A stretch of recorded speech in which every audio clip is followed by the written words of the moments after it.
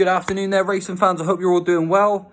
Welcome back to the channel. And as you know, this episode's brought to you in association with betting.co.uk. And I'm just back with one quickfire selection for you for the final race today over at Fontwell. We've got a mare's bumper over 2 miles at 1.5 furlongs on good ground. And I've got one selection for you, which I think could be worth a small each-way punt in the final race of the day.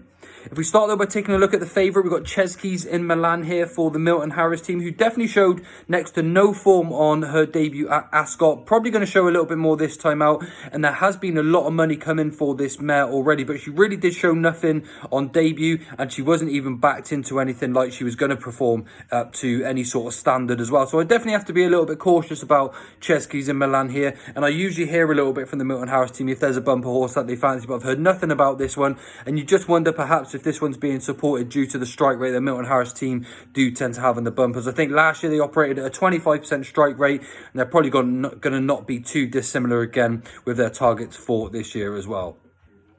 The main danger to my selection, I think, is going to be Hubble Trouble for Harry Fry. Again, another trainer who does very well in bumpers. But again, this is a mare who didn't really show anything on debut either. She is pretty well related to a few decent horses, but showed next to nothing. Always in the rear of the race last time out at Warwick on the good ground. You'd have to expect that a little bit more is going to be to come from her this time out. But again, you will need quite a significant step up. And this one is also 5. She's a 5-year-old already. So I definitely would like to see an instant step forward if this one's going to make any sort of impact going forward in her career. Now, there's only 2 places available, but I'm going to take a chance on one that's drifting quite significantly here, and that's for the Ben Paulin team, Little Madam. Out of a decent bumper winner herself, so definitely going to have a little bit of scope to go forward with. And this one's only a 4-year-old as well. She's a 4-year-old, so I definitely think that she's still going to be unexposed.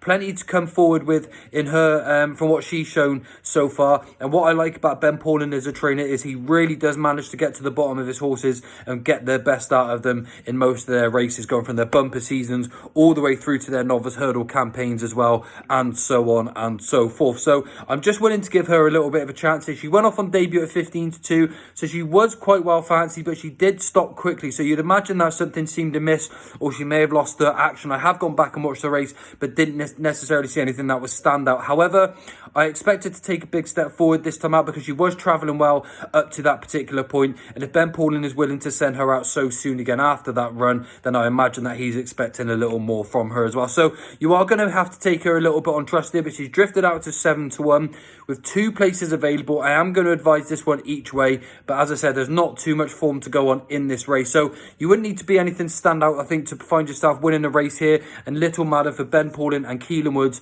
I think, is going to have a really good chance today. I don't actually think he had any other runners today, Ben Paulin, so as well that could be quite significant. The only runner for him today at Fontwell, I believe, and at 7-1, I think Little Madam could be worth a small each way squeak to get us over the line for the week. Now, thanks everyone for tuning in. I'm going to be back later on with some selections for tomorrow's racing a little bit earlier than usual. I know I've left it a little bit late for this for the videos this weekend, but back to full swing for this week, and hopefully we can start off in really good fashion. So thanks everyone for tuning in. I really do appreciate it. I hope you've had a good weekend as well, and please don't forget to hit subscribe in this video. It's completely free to do so, and you will honestly be doing me a massive favor. Thanks everyone for taking the time to watch this video. I hope I can repay you with a nice winner in the final race at Fontwell. But goodbye for now, and I'll see you all again real soon. See you soon.